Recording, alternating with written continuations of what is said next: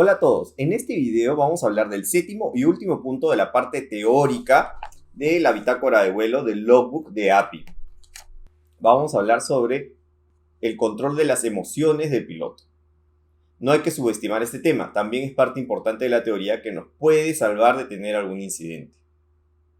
Vamos a hablar sobre el control de las emociones, sobre conocer los límites tanto del piloto como del deporte, y de respetar y valorar los briefings o explicaciones iniciales del instructor. Sobre el primer punto, control de emociones. Easy, gentlemen. Control your emotions.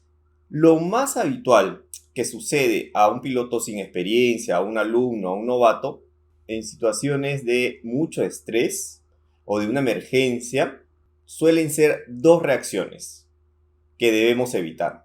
La primera es que el alumno se paraliza, se bloquea. Y la segunda es que sobrecontrola el parapente, sobrefrena. Y esto se debe básicamente a que el cerebro en una situación de emergencia va a segregar una hormona llamada adrenalina. Cuando estamos en un estado alterado de conciencia producto de esta adrenalina, las reacciones naturales que podríamos tener es o la de parálisis completa o la de una respuesta de lucha o huida. Si tenemos una reacción de parálisis, nos vamos a bloquear. Es el típico alumno que no responde a las instrucciones del instructor, ya sea de derecha o izquierda, levanta las manos o frena la vela, el alumno no hace caso, se queda paralizado yendo al mismo rumbo o sin hacer nada. Y en el otro, cuando hay una respuesta de lucha o huida y una intensificación de este momento eufórico de adrenalina, es cuando el alumno sobrefrena el parapente. Empieza a frenar bruscamente un lado o el otro o ambos. O empieza a bombear, empieza a frenar la vela y soltar las manos rápidamente, sobrecompensando el parapente. Estas dos reacciones naturales hay que evitarlas. Siempre en una situación tensa, de estrés o de emergencia, tenemos que mantener la calma. En el parapente siempre se debe mantener la calma y pensar fríamente. Si bien es fácil decirlo, a veces en la práctica no es tan fácil. Pero siendo conscientes de estas dos reacciones nos va a ayudar a tener una mejor reacción. En el despegue o antes del despegue es un buen momento para controlar nuestras emociones. La mayoría de alumnos o novatos se pone nervioso en el despegue y no lo hace correctamente. De ahí viene el por qué la mayoría de alumnos al principio se sienta en el despegue o corre muy lento en el despegue, porque no lo hace con decisión, con confianza.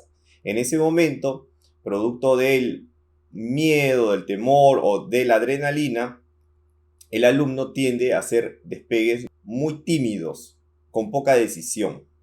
Si controlamos mejor nuestras emociones y nuestras reacciones, podremos realizar un despegue correcto, con decisión y sobre todo sin sentarnos prematuramente. En cuanto al segundo tema, sobre conocer los límites del piloto y del deporte, todos los alumnos son distintos. Como instructor que vengo enseñando hace más de 15 años, cada persona es un mundo. Tendrá sus ventajas, sus fortalezas y sus debilidades. Como alumno, por lo tanto, es nuestro deber también reconocerlas. Por ejemplo, si soy una persona joven, atlética, en buen estado físico, podré tal vez en un día hacer varios vuelos, a pesar de que sea un día soleado, un día difícil, porque mientras me hidrate bien, puedo rendir y puedo seguir volando. Por otra parte, si ya soy una persona un poco mayor, con un poco de sobrepeso, tengo que ser consciente que si las condiciones climáticas no son las mejores, si hay mucho sol y hay que subir la montaña varias veces, probablemente me voy a cansar y voy a llegar a los despegues y al vuelo muy cansado. Y no me conviene compararme con los otros alumnos que están en un mejor estado físico. Tal vez haciendo un número reducido de vuelos voy a poder sacarle mejor provecho. Por lo tanto, tenemos que ser conscientes de nuestras fortalezas y debilidades e intentar no compararnos con otros alumnos. Un gran error que cometen los alumnos es compararse. A veces me dicen, yo quiero hacer 5 vuelos hoy porque fulanito hizo 5. Claro, pero tú tienes 60 años, tienes 20 kilos de sobrepeso, tienes hipertensión y te estás comparando con un alumno de 20 años que está en su peso ideal y que es deportista. Entonces él puede subir la montaña 5 veces. Tú subes 1 o 2 veces y estás a punto de un infarto.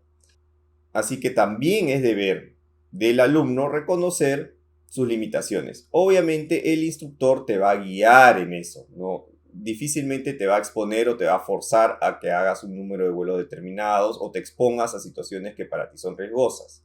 Hazle caso. Algunos alumnos son tercos y presionan al instructor para poder equipararse al resto de sus compañeros.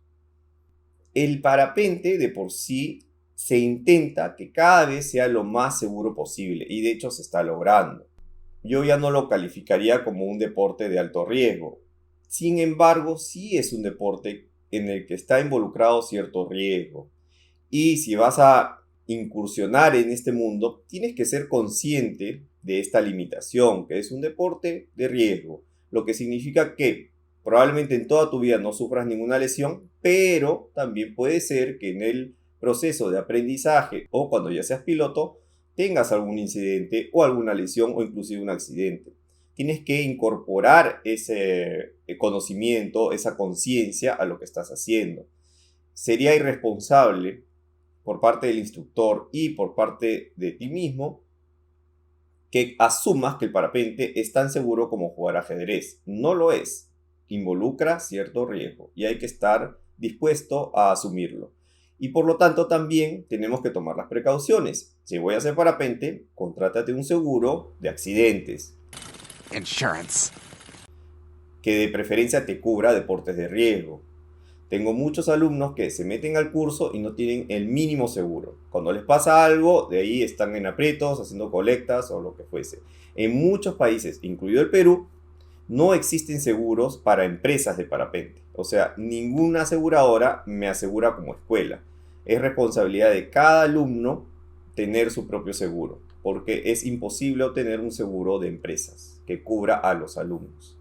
Y por último, los briefings o explicaciones. Si bien para algunos alumnos es un momento un poco aburrido, un poco tenso porque ya quieren despegar, es importante antes de cada vuelo recibir un briefing sobre las técnicas que vas a realizar, sobre los peligros de la zona, sobre las características del vuelo y sobre los objetivos que se quieren de ti en ese vuelo.